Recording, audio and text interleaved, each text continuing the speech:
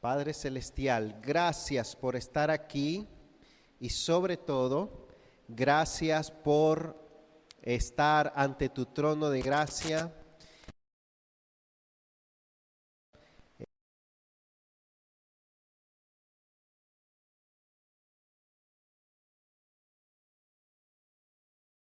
Gracias por estar con nosotros y gracias por ministrarnos y gracias por el don y el regalo de tu Espíritu Santo. Señor, que Él sea el maestro, el predicador, el pastor, el obrador y transformador de nuestros corazones. Señor, a quien haya que convencer de pecado, tu Espíritu Santo que lo haga. A quien haya que iluminar el corazón, avivar el corazón, cambiar el corazón y la mente, restaurar el corazón, que tu Espíritu Santo lo haga. Te lo suplicamos, danos gracia y glorifícate. Todo para gloria de tu nombre, en el nombre de Jesús. Amén. Amén. Primera Tesalonicenses, capítulo 4. Vamos a hablar del sufrimiento.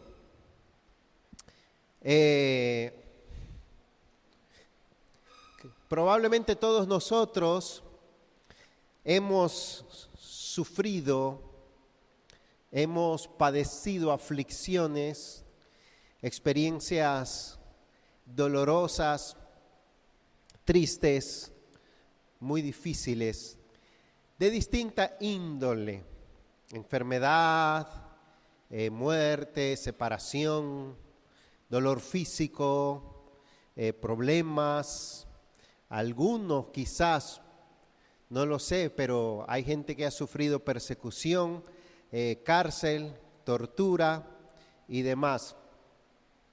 De mis sufrimientos, no sé, yo creo que no he tenido muchos. De alguna manera, quizás de otra, sí. Uno de los primeros que yo recuerdo notables fue cuando mis padres se separaron. Yo tendría 11 años o 12. Y yo recuerdo, no sé por qué esas cosas no se borran, la tristeza, el dolor, el vacío, la angustia, la depresión, el temor, a que a esa edad yo sentía todos los días, inmediatamente después que mis padres se separaron y mi padre se fue de la casa. Y por más común que se haya hecho el divorcio, el ser humano sigue siendo el mismo. Los adolescentes y los niños siguen siendo igual, de la misma naturaleza. Y yo recuerdo cómo eso me trastornó severamente. Es uno de los primeros sufrimientos que recuerdo. Una de las primeras cosas que yo comencé a hacer para servir al Señor, creo que tenía 17 años, fue acompañar a una hermana que era mi tía, que abrió una célula para niños y yo le tocaba la guitarra. Un sitio populoso y difícil de llegar porque en el transporte público era un peligro y una tortura increíble. Usted veía un cúmulo de gente y ahí adentro estaba el autobús. De lo difícil que era. Y de los niños que habían, un buen grupito, había una niña que era prima hermana mía, de 12 años, llamada Yasmín, y compartíamos con ella. Además la conocía de toda mi vida. Un día, Yasmín, creo que con uno de sus hermanos, baja de un carro público y se le ocurre salir corriendo por delante del carro. Y otro carro viene, la atropella, ella se da un golpe en la cabeza y muere al instante. no había forma de entender ni de explicar por qué una niña cristiana, de un hogar cristiano, de un carácter tan bello, en una edad tan tierna, con tanto futuro, que amaba a Dios, con un Dios tan bueno, estaba ahí muerta. Tuvo un accidente y tuvo un golpe en la cabeza y murió de manera tan trágica, muy chocante, muy traumático. Y yo me acuerdo, a diferencia de lo que les acabo de contar, lo anterior yo lo padecí. En esto yo no puedo decir que sentí tantísimo dolor, pero sí fue un trauma, un choque asimilarlo. O sea, el sufrimiento más constaba en lo inexplicable y lo difícil que era entender esa situación. Yo no podía entender cómo le podía pasar eso a una niña. Pudiera contar otras experiencias que después de ahí tuve, algunas de familiares, muertes muy tristes, inexplicables, también trágicas. Y estoy seguro que muchos de ustedes, por no decir todos ustedes, han enfrentado situaciones muy dolorosas o muy traumáticas e inexplicables. La semana pasada ha sido una semana un poco intensa de pruebas y aflicciones para la iglesia. Falleció la madre de nuestra hermana Gloria Peña, abuela de Abigail, Mayelin, mamá de Minerva también, una linda hermana, una pérdida muy dura para la familia. Internaron y operaron del corazón a la hermana Ada, gracias al Señor se está recuperando muy bien. La hermana Iluminada creo que sigue interna y está en una situación un poco delicada. Y otras cosas más probablemente. Y la semana anterior a esta que pasó, también justo en la semana anterior, tuve el privilegio y la bendición de participar de una conferencia llamada Llegando a Casa, el nuevo cielo y la nueva tierra que nos espera. O sea, la conferencia era de escatología, de la esperanza futura. Así que quisiéramos compartir algo del sufrimiento y su perspectiva eterna. Aparte de nuestro sufrimiento, nosotros tenemos testimonios de la Escritura y de la historia de gente que ha sufrido literalmente 10 veces más y hasta 100 veces más que nosotros. En estos momentos hay cristianos despojados de sus bienes, encarcelados, torturados y algunos siendo asesinados, ejecutados, simplemente por el hecho de confesar a Cristo como su Señor. Ese es un sufrimiento que yo nunca he padecido, que no alcanzo todavía a compararme, ¿verdad? Y hay muchas otras historias de creyentes que han padecido torturas, y es bueno saber eso. Es bueno saber lo que la gente sufre. Eclesiastés dice que es mejor estar en la casa del luto que donde hay fiesta. Y eso nos da perspectiva eterna. Hay varios testimonios. Una de las películas que les recomiendo se llama El Refugio Secreto. No sé cuántos la han visto. La biografía de Corrie ten Boom, una cristiana que por ser cristiana, junto con su familia, escondía judíos durante la época nazi en Holanda.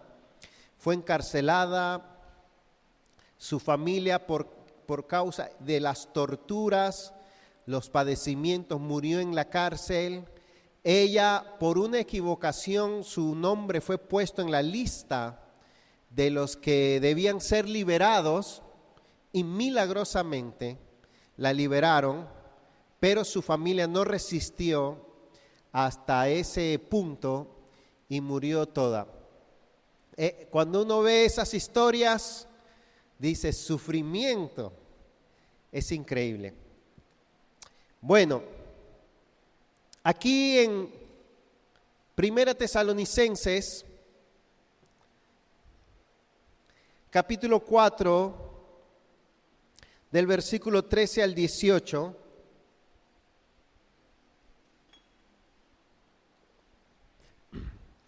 dice, pero, o también, no queremos, hermanos, que ignoréis acerca de los que duermen, es decir, de los que han muerto, creyentes, para que no os entristezcáis, como lo hacen los demás, que no tienen esperanza. Porque si creemos que Jesús murió y resucitó, así también Dios traerá con él a los que durmieron en Jesús. Por lo cual os decimos esto por la palabra del Señor, que nosotros los que estamos vivos y que permanezcamos hasta la venida del Señor, no precederemos a los que durmieron. Pues el Señor mismo descenderá del cielo con voz de mando, con voz de arcángel y con trompeta de Dios, y los muertos en Cristo se levantarán primero. Entonces nosotros, los que estemos vivos y que permanezcamos, seremos arrebatados juntamente con ellos en las nubes al encuentro del Señor en el aire, y así estaremos con el Señor para siempre.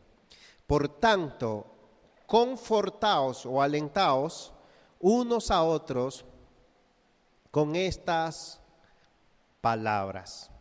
Hace poco oí esta ilustración parecida a la que les voy a dar de un hermano.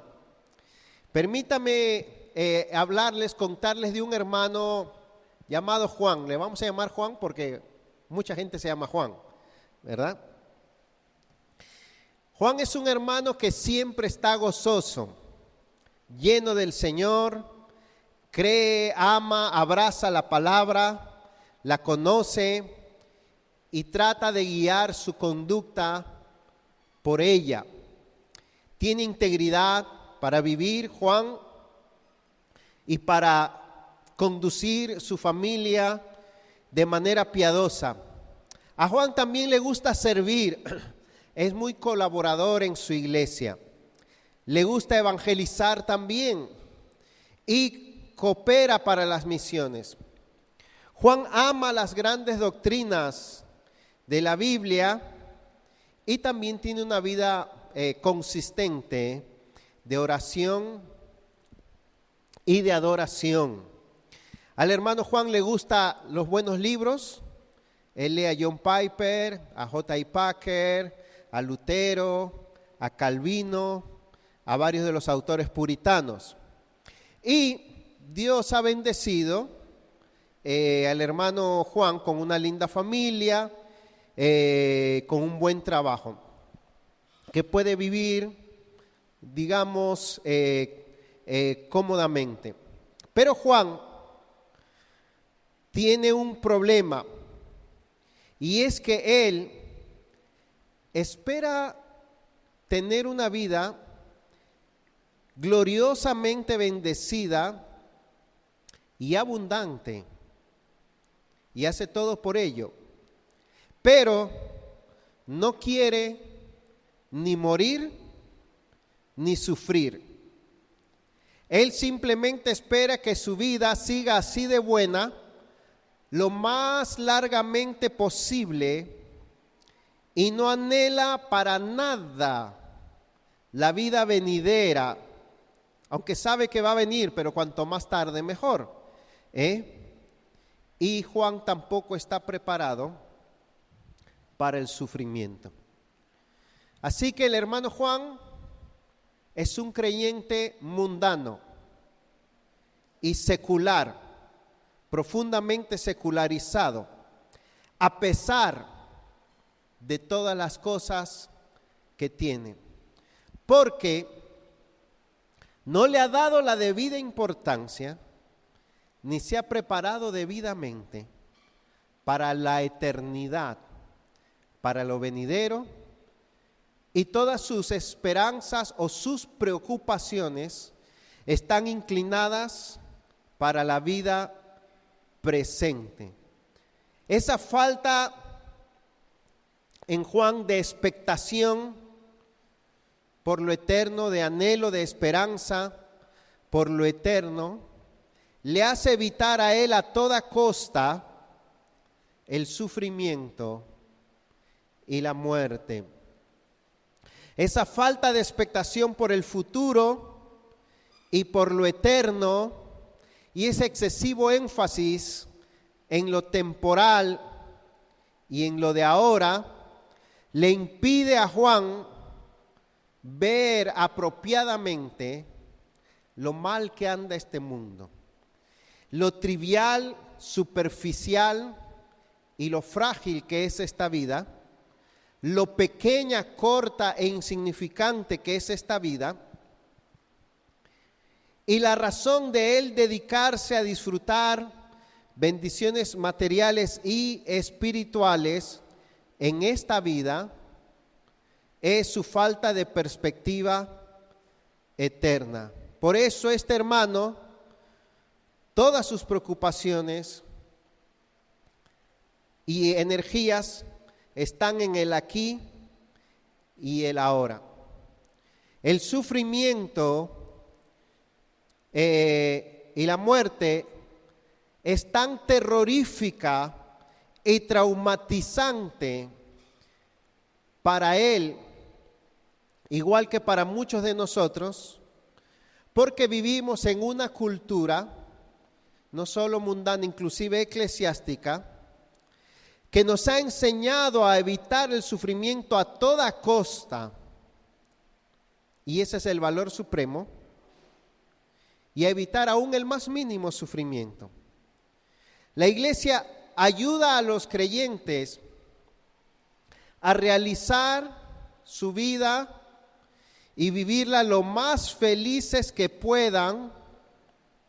No está mal, pero la iglesia muchas veces no les ayuda a los creyentes a enfrentar la realidad del sufrimiento y vivir con miras a la eternidad. Sin embargo, veamos la Biblia. La Biblia habla muchísimo acerca del sufrir, y de la fragilidad de la vida y lo fácil que es morir.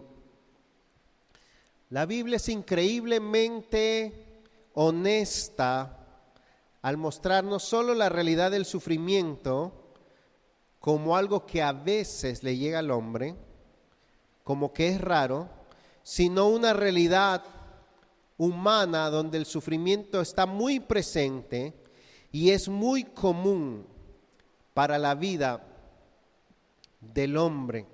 La verdad es que el mal, los problemas, las catástrofes, las enfermedades, las aflicciones y la muerte no vienen a veces o de vez en cuando sobre el hombre, sino muy a menudo. Y nunca sabremos cuándo, dónde, cómo, cuán a menudo podrá llegarnos el sufrimiento a cualquiera de nosotros. La Biblia también revela lo que Dios siente, el corazón de Dios, el carácter y la actuación de Dios ante el sufrimiento. Dios permite el sufrimiento, Dios obra en el sufrimiento, Dios cumple sus propósitos a través del sufrimiento. Dios acompaña a sus hijos y los ayuda en el sufrimiento. Y la Biblia también revela cuáles son las respuestas del hombre hacia el sufrimiento. ¿Cuáles son las respuestas equivocadas, erróneas, indebidas, pecaminosas del hombre hacia el sufrimiento? ¿Y cuál debe ser la respuesta adecuada ante el sufrimiento de alguien que conoce a Dios? Pero vayamos aquí a este texto.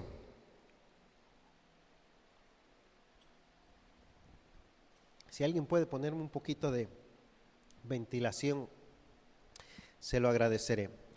Bien, miren aquí, hermanos. Primero,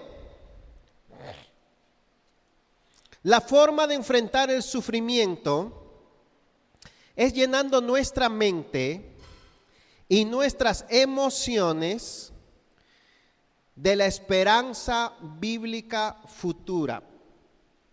Lo que queremos ver es cómo responder al sufrimiento. Veamos algunas razones bíblicas, pero lo único que queremos hacer hoy es mirar la muerte y el sufrimiento a la luz de la eternidad, a la luz futura. O sea, hoy no vamos a hablar cómo Dios te acompaña en el sufrimiento, cómo puedes gozarte en el sufrimiento o algo así. Vamos a hablar del futuro. Vamos a hablar del sufrimiento a la luz de la eternidad. ¿Por qué? Porque esa es la esperanza bíblica. Miren aquí, versículo 13. Pero no queremos, hermanos, que ignoréis acerca de los que duermen, para que no os entristezcáis, como lo hacen los demás que no tienen esperanza. Aquí hay un mandato, y el mandato es a no ignorar algo. ¿Para qué? Para no entristecernos de la misma manera como lo hacen las personas que no tienen esperanza. Hay un mandato aquí, a entristecernos de una manera diferente. Dice, ¿sabías tú? Mira lo que dice ahí. ¿Sabías tú que los creyentes, cuando alguien se muere, experimentan una tristeza diferente? ¿Se entristecen de una manera diferente que el no creyente? ¿Cómo se entristece el no creyente? ¿Has visto a un no creyente cuando se le muere a alguien? ¿Has visto cómo reacciona? ¿Lo que siente? Se entristece como alguien que no tiene esperanza ante la muerte. La tristeza que produce no la muerte en sí, o la prueba o la aflicción, la tristeza que produce la falta de esperanza. La tristeza que experimenta, lo voy a repetir, el no creyente se debe a su falta de esperanza. No se debe a que él es más extrovertido, no se debe a que viene del campo y allá los yeyos se expresan de una manera distinta, no se debe a que hay que hacerlo de esta manera o de esta otra, no se debe a que aman más a sus familiares, se debe a su falta de esperanza. El creyente que tiene esperanza en Cristo se entristece de manera distinta. Usted no tiene el permiso de entristecerse de la misma manera que un no creyente. ¿Ok? No tiene ese permiso. No me venga a decir que porque usted lo ama, porque usted la ama, porque desde chiquito se conocían, mira lo que me hizo. No. Tampoco venga con argumentos que trae el no creyente. Bueno, ¿qué quieres? Lo menos que puedo hacer es desesperarme y arrancarme los pelos y hacer luto por 5 años. Para que vean cómo yo lo quería. No, usted no tiene ese permiso. ¿Por qué? Porque usted tiene otra esperanza. La tristeza que experimenta el mundo en un funeral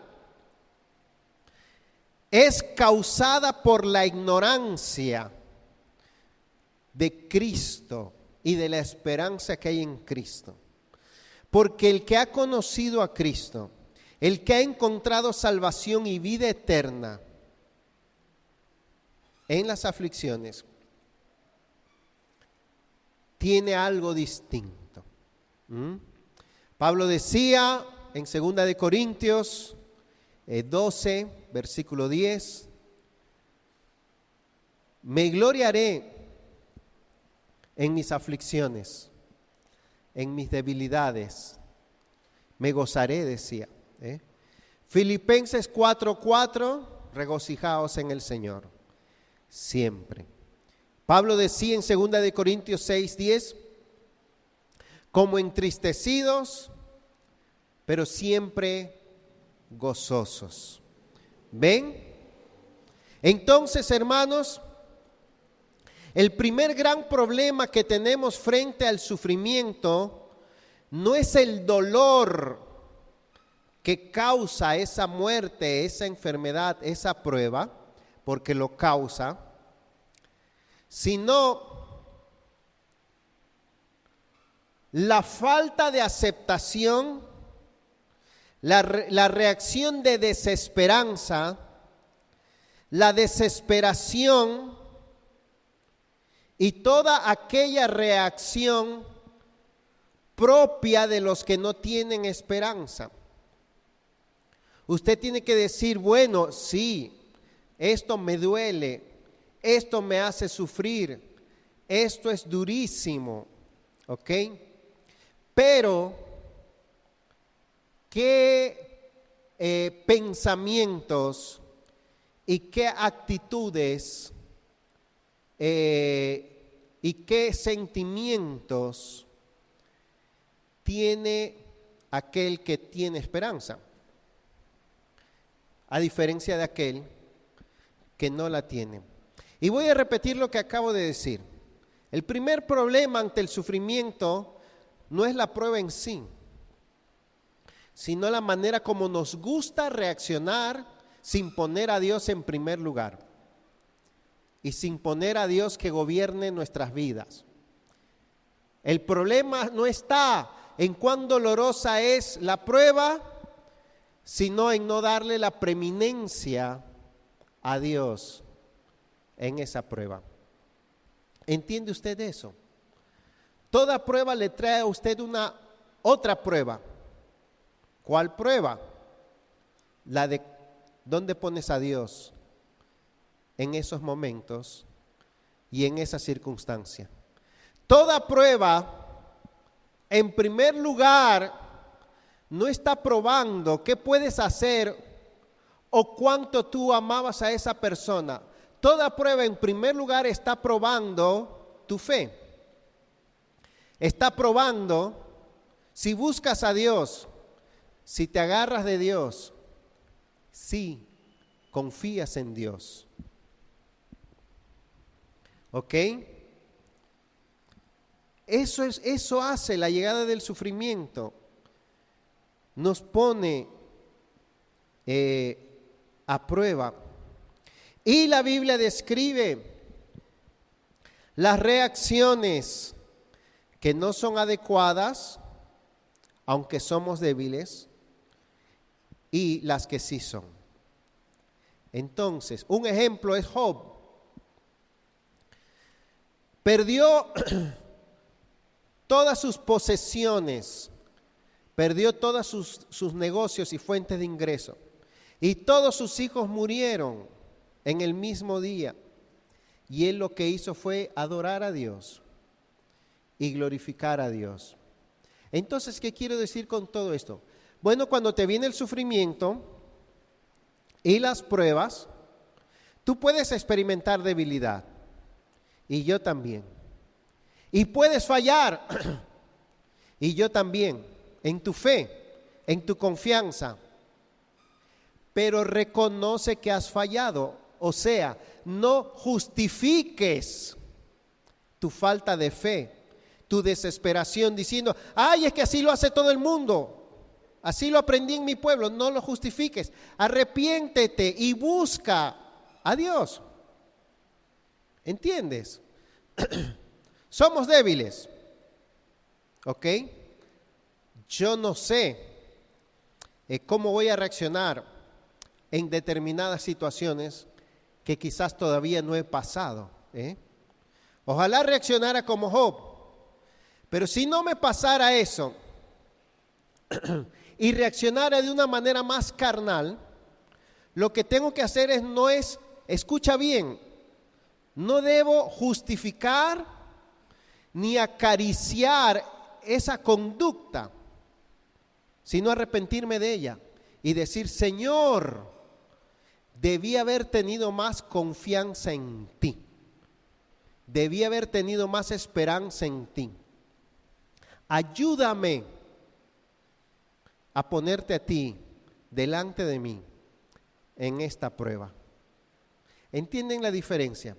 No estoy diciendo prohibido pestañear y manifestar la mínima expresión de duda. A partir de ahora, si se te muere alguien, tú solo di gloria a Dios, aleluya, qué gozo. Y si no haces eso, no estoy diciendo eso. Estoy diciendo que si la prueba en el primer momento te tumba, prueba tu fe, te pone en duda, entonces arrepiéntete, entonces reconoce que necesitas que el Señor te ayude y no justifiques ni acaricies esa reacción, si fue una reacción como la tiene el mundo sin esperanza. ¿Se entendió, hermanos? ¿Sí? ¿Ok? Bien. Segundo, primero, la forma de enfrentar el sufrimiento, la muerte, es llenando nuestra mente y nuestras emociones de la esperanza bíblica. ¿Por qué nuestra mente? Porque dicen, no queremos que ignoréis esto, las emociones, para que no se entristezcan de la misma manera que lo hacen los que no tienen esperanza. Culturalmente, para cualquier lado, hay maneras de reaccionar ante el sufrimiento. Hay personas en otras latitudes, muy lejos de aquí, que ante el sufrimiento y la muerte también reaccionan mal, pero del otro extremo, cínicamente. Está bien, no hay problema, déjalo ahí. Le dan la espalda, y ya apenas cumplen con el funeral y se van. Fríamente. Eso no es por aquí, no es en Latinoamérica. Pero hay culturas así. Eso tampoco necesariamente está bien, ni lo uno ni lo otro. Y hay reacciones aprendidas dependiendo de cada cultura. Pero queridos hermanos, lo primero que yo tengo que preguntarme es si esa manera de actuar glorifica a Dios. ¿Entienden? Y buscar que el Señor me ayude. Me voy a entristecer, pero no como los que no tienen esperanza, que caen en desesperación. Segundo, la manera o la forma de enfrentar el sufrimiento es poniendo nuestra esperanza en el triunfo y la resurrección de Cristo. Versículo 14.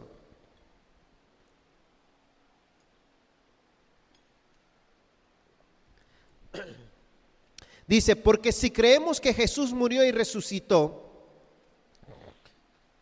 así también Dios traerá con él a los que durmieron en Jesús.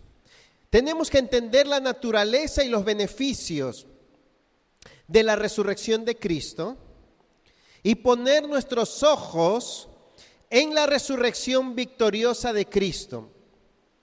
Nuestra esperanza, nuestro consuelo no está por ganarse, ya se ha logrado. Miren lo que dice ahí. Creer en la resurrección de Cristo nos impone el creer en que los que son de Cristo también resucitarán. La única esperanza que les ofrece Pablo a estos amados hermanos es la resurrección. Y Pablo dirige su consuelo y su esperanza a la resurrección. Y Pablo les dice, si creemos, todo creyente ha creído que Cristo murió y resucitó, si no, no sería creyente. Entonces está diciendo, si tú como cristiano has creído que Jesucristo resucitó, también tienes que creer que tú también resucitarás. Y tu esperanza no está en no morir o en no sufrir. Tu esperanza está en resucitar. Tu esperanza no está en el presente ni en el bien temporal. Tu esperanza no está en vivir mucho. Tu esperanza no está en evitar el sufrimiento o la muerte a toda costa. Tu esperanza está en resucitar. Hermanos, esa es la esperanza del creyente. No es que, que mejoren los medicamentos, que mejore la alimentación, aunque el hombre como responsable tiene que hacer todo eso. En cuidarse, esa es nuestra responsabilidad. Pero tu esperanza está en que vas a resucitar. La esperanza de tus seres queridos cristianos están en que se van a levantar con Jesús, con nuevos cuerpos glorificados, y tú los vas a volver a ver y te vas a volver a juntar con ellos, y ellos van a vivir para siempre. Mira por favor en 1 Corintios capítulo 15.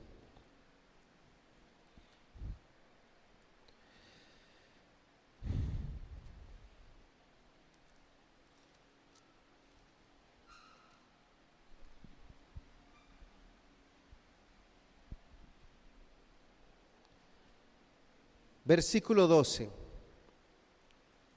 Dice, ahora bien, si se predica que Cristo ha resucitado de entre los muertos, ¿cómo dicen algunos entre vosotros que no hay resurrección de muertos? Y si no hay resurrección de muertos, entonces ni siquiera Cristo ha resucitado. Y si Cristo no ha resucitado, vana es entonces nuestra predicación y vana también vuestra fe. Aún más, somos hallados testigos falsos de Dios, porque hemos testificado contra Dios que Él resucitó a Cristo, a quien no resucitó, si en verdad los muertos no resucitan. Pues si los muertos no resucitan, entonces ni siquiera Cristo ha resucitado. Y si Cristo no ha resucitado, vuestra fe es falsa, todavía estáis en vuestros pecados. entonces también los que han dormido en Cristo han perecido. Si hemos esperado en Cristo para esta vida solamente, somos de todos los hombres los más dignos de lástima. Mas ahora Cristo ha resucitado, etcétera, etcétera. ¿Ven lo que dice? Nosotros estamos tan unidos a Cristo que al aceptarlo a Él por la fe, no solo estamos unidos en su muerte, sino también en su resurrección. Y por eso resucitaremos. La doctrina de la resurrección. Y porque resucitaremos es que tenemos esperanza. Y tenemos esperanza que resucitaremos porque Él resucitó. Amén. Qué simple es esto, hermanos. El punto es que muchas cosas, muchos problemas, muchos sufrimientos, muchos males, solo se van a acabar en la resurrección y no antes. Lamento darle esa noticia, pero esa noticia quiere decir que nuestra esperanza es futura. No es presente, no es de aquí ni de ahora. Tercero, volviendo al pasaje, la forma de enfrentar el sufrimiento es esperando la segunda venida de Cristo.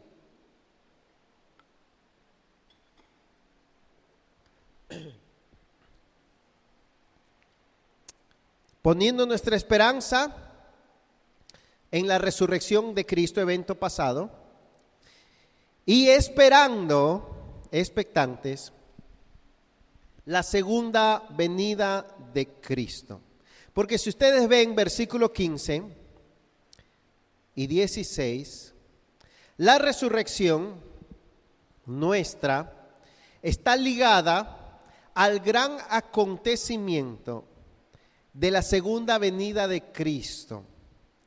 Por tanto, tenemos que poner nuestra mirada y nuestra esperanza en el retorno de Cristo, hermanos.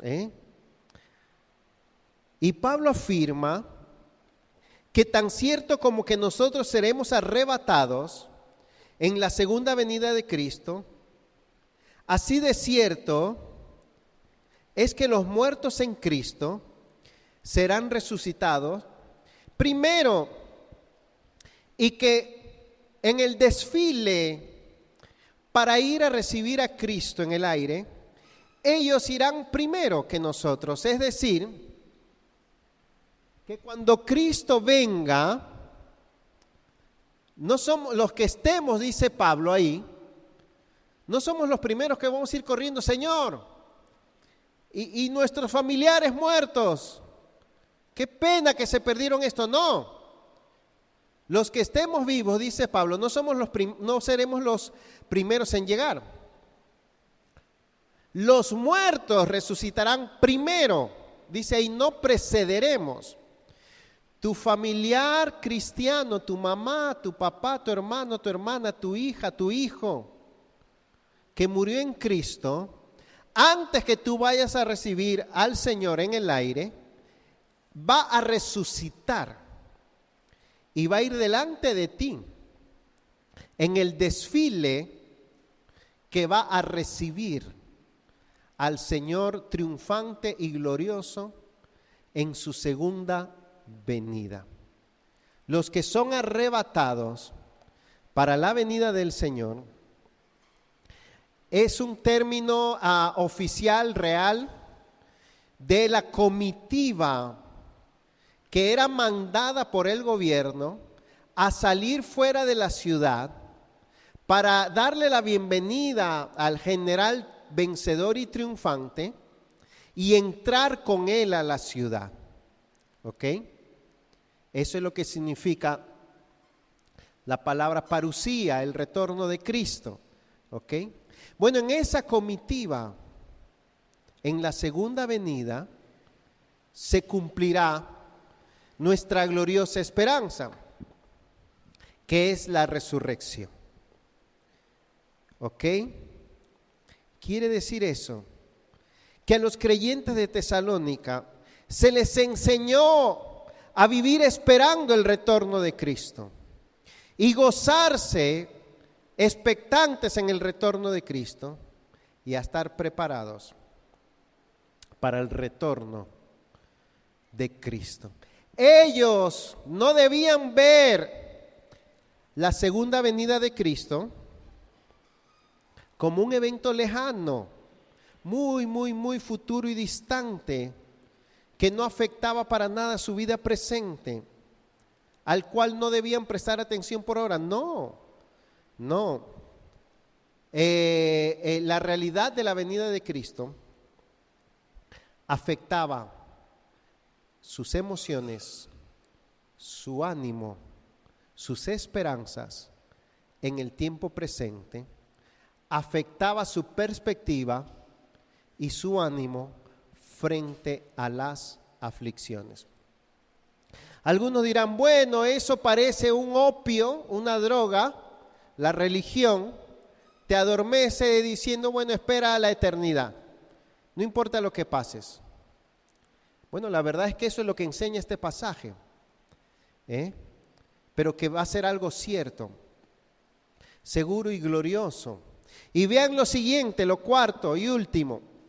La forma de enfrentar el sufrimiento es no poniendo nuestra seguridad y nuestra satisfacción en el mundo presente, sino en el venidero. Los muertos en Cristo se levantarán primero, verso 17. Entonces nosotros, los que estemos vivos y permanezcamos, seremos arrebatados juntamente con ellos en las nubes al encuentro o para recibir al Señor en el aire, y así estaremos con el Señor. ¿Cuántos días? ¿Cuántos días dice ahí? Para siempre. La esperanza consiste en nuestra eternidad, en que habremos de estar para siempre, por toda la eternidad, por los siglos de los siglos, con cuerpos resucitados, viviendo con el Señor, disfrutando de la gloria de Cristo, disfrutando de cuerpos glorificados, totalmente libres del pecado, de la maldad y de toda enfermedad. ¡Qué futuro! Pero no es presente. Entienda eso. Nuestra esperanza no está en vivir 70, 80, 90 o 100 años en este mundo. Nuestra esperanza no está en tener una vida lo más tranquila, pacífica posible. Nuestro hogar bueno, nuestro estado pleno de bienestar, nuestro reposo, nuestra recompensa, nuestro hogar prometido y permanente, no está en esta vida presente. No importa donde usted viva, aunque vive en Santiago, aunque vive en Punta Cana, en un paraíso, en Europa o en Nueva York. No. Nuestra esperanza está en una vida futura después de la resurrección y de la segunda venida. ¿A quién le importa eso? ¿Quién está pensando en eso? Yo lo sé, pero no, yo tengo otro interés presente. Nuestra esperanza está en una vida futura que va a durar más de 1 millón de años y más de 1.000 millones de años, con cuerpos glorificados, perfectos, incorruptibles, libres de todo sufrimiento, de toda debilidad, de toda maldad, completa y plenamente en gloria, al lado del mismísimo Señor, viendo su rostro con nuestros propios ojos. Entiende que ese es el lugar que se te ha prometido y preparado para ti. No la vida que las revistas de turismo o de farándula en la alfombra roja te quieren vender. No. Y eso, escucha bien, la manera que mires, aprecies y abraces esa verdad repercutirá en la manera como vivas en el presente. Porque si todas tus energías las gastas para mejorar tu presente y no tu futuro eterno, me da pena por ti. Te va a ir muy mal. ¿Cómo yo sé que estás viviendo más para lo terrenal que lo eterno? Dime cuánto tiempo gastas invirtiendo, trabajando, edificándote, preparándote, ¿más para lo terrenal o más para lo eterno? Claro, si uno estuviera lleno de esperanza eterna y saber que eso viene, la manera como invirtiera mi tiempo en el presente. En otras palabras, lamento darle la mala noticia acerca de un mal negocio.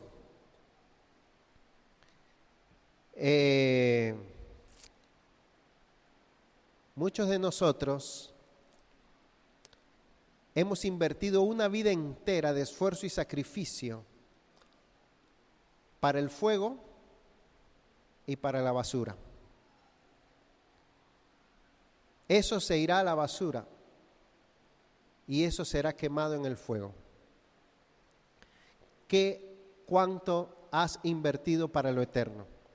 ¿Cuánto de lo que tú has hecho va a quedar en ti, para ti, en tus manos en la eternidad?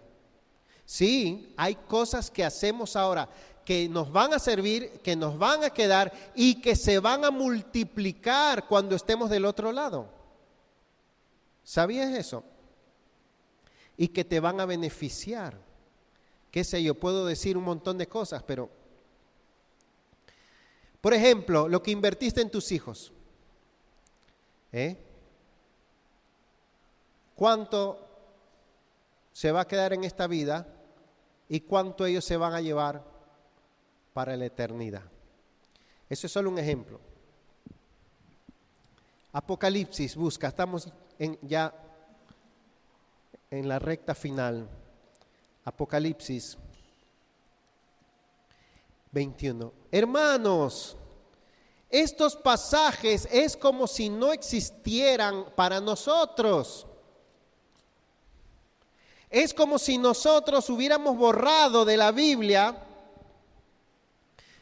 todo aspecto futuro que en el presente nos perturbe, nos cause incomodidades en nuestro estilo de vida. Ahí no hay esperanza. Oh, miren esto, hermanos, qué precioso. Aleluya. Apocalipsis 21. Y vi un cielo nuevo y una tierra nueva, porque el primer cielo y la primera tierra pasaron, y el mar ya no existe. Y vi la ciudad santa, la nueva Jerusalén, que descendía del cielo de Dios, preparada como una novia ataviada para su esposo. Entonces oí una gran voz que decía desde el trono: He aquí el tabernáculo de Dios está entre los hombres, y Él habitará entre ellos, y ellos serán su pueblo, y Dios mismo estará entre ellos. Él enjugará toda lágrima de sus ojos. Eso no es ahora. Y ya no habrá muerte, ni habrá más duelo, ni clamor, ni dolor, porque las primeras cosas han pasado. Y el que está sentado en el trono dijo: he aquí yo hago nuevas todas las cosas. Y añadió: escribe, porque estas palabras son fieles y verdaderas. También me dijo: hecho está, yo soy el Alfa y el Omega, el principio y el fin. Al que tiene sed, yo le daré gratuitamente de la fuente del agua de la vida. Y el vencedor heredará estas cosas, y yo seré su Dios, y él será mi hijo. Pero los cobardes, incrédulos, abominables, asesinos, inmorales, hechiceros, idólatras y todos los mentirosos tendrán su herencia en el lago que arde con fuego y azufre, que es la muerte segunda. Miren el versículo 8. El problema del inmoral, del asesino, del ladrón, del mentiroso, no es los problemas que se acarrea aquí. Es lo que le va a pasar. Verso 9, y vi uno de los 7 ángeles que tenía las 7 copas llenas de las últimas 7 plagas, y habló conmigo diciendo: ven, te mostraré la novia, la esposa del Cordero. Y me llevó en el espíritu a un monte grande y alto, y me mostró la ciudad santa, Jerusalén, que descendía del cielo de Dios, y tenía la gloria de Dios. Su fulgor era semejante al de una piedra muy preciosa, como una piedra de jaspe, cristalino. Vamos a dar un saltito, verso 22. Y no vi en ella templo alguno, porque su templo es el Señor, el Dios Todopoderoso, y el Cordero. La ciudad no tiene necesidad de sol, ni de luna que le iluminen. ¿Por qué qué? ¿Se parece a esta vida presente? Porque la gloria de Dios la ilumina, y el Cordero es su lumbrera. No hay un lenguaje, un idioma humano, ni términos, sustantivos, verbos y adjetivos que puedan expresar cabalmente la impecabilidad, la gloria, la pureza, la dicha, la radiancia de lo que es ese estado eterno, de lo que es ese lugar. 10,000 veces mejor en calidad, en vida, que el presente. Un chiquero hediondo al lado de un apartamento de lujo en el lugar más costoso en Dubái, no tienen la diferencia que tiene esta vida con la vida en gloria. No tienen la distancia que nosotros tenemos. Oh, hermanos, ¿y saben qué? Termina diciendo en 1 Tesalonicenses: por tanto, dice: alentaos, confortaos, consuélense unos a otros. ¿Cómo? No con el consuelo que da el mundo. No te preocupes, ya te pasará, sé positivo, no importa. No, tu hermano no le va a pasar nada, yo reclamo que no se enferme. No. ¿Cómo hay que consolarnos? Con estas palabras. ¿Con cuáles? Con las que acabamos de decir, de la resurrección, la transformación, la segunda venida de Cristo y el estado en gloria. Esa es la única manera de confortarnos y alentarnos. Está diciéndonos que en el presente no hay. Es como cuando le decimos a nuestros hijos: ahora no te puedo dar esas vacaciones, pero cuando Ahora no te puedo llevar a la playa, ahora no te voy a llevar a Disney. Pero cuando salgas de vacaciones sí. Ahora no te puedo comprar ese carro, pero cuando te gradúes, si te gradúas, sí te lo voy a comprar. Ahora no. Es como si Dios nos dijera, ante muchos problemas y sufrimientos presentes, es como si Dios nos dijera, ahora no, mis hijos. Pero después sí. Después sí. Está diciéndonos que no nos consolemos con esperanzas temporales, terrenales, triviales. No te preocupes, Dios te va a dar un mejor carro. Te lo robaron, pero no te preocupes. Un Mercedes Benz te va a dar el Señor. Ay, gracias por esas palabras de aliento. No te preocupes, se murió tu hermano, tu hermana, tu hijo, quien sea, pero no te preocupes, porque por ahí a la vuelta de la esquina está tu bendición. ¿Cómo tú sabes? Si no te has casado, no te preocupes, allá viene, ya lo veo venir. Esa esposa, ese esposo. Hay sufrimientos, necesidades, aflicciones, problemas, muertes, que en el presente no tienen consuelo ni recompensa. Es así. Y es la verdad. Esta es una de las cosas que nos hace creyentes seculares y mundanos, el vivir sin una esperanza eterna y futura, el esperar solo en esta vida. Y el punto es que el remedio para la aflicción, la salida para la aflicción, no son las salidas que el mundo busca, sino solamente la esperanza bíblica. La esperanza bíblica. ¿Cuánto pensamos en la eternidad? ¿Cuánto anhelamos la eternidad? ¿Cuántas cosas tenemos que posponer hasta la eternidad? ¿Cuán listos estamos para la eternidad? ¿Vivimos a la luz de la eternidad? ¿Estás preparándote para la eternidad? Piensa en eso. El problema es que la gente tiene puestas todas sus esperanzas en lo material, en el aquí, en el ahora, en lo inmediato, en el bienestar físico, y por eso trabaja solo para eso.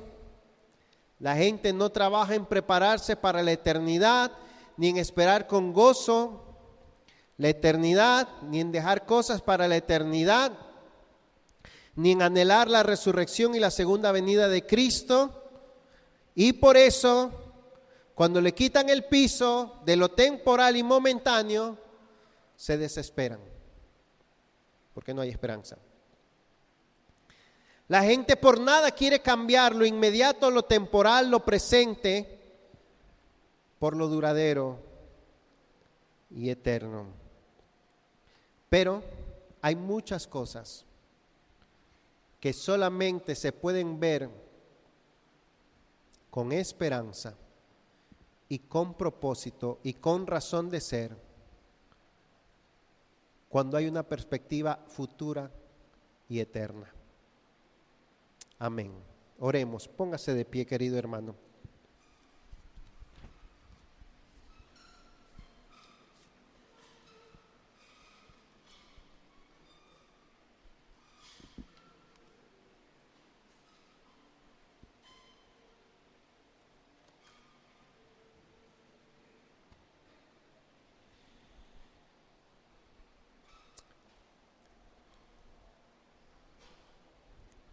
Me has alegrado.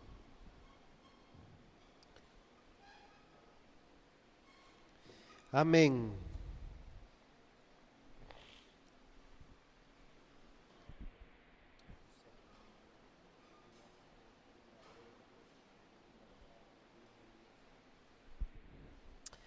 Amén, hermanos.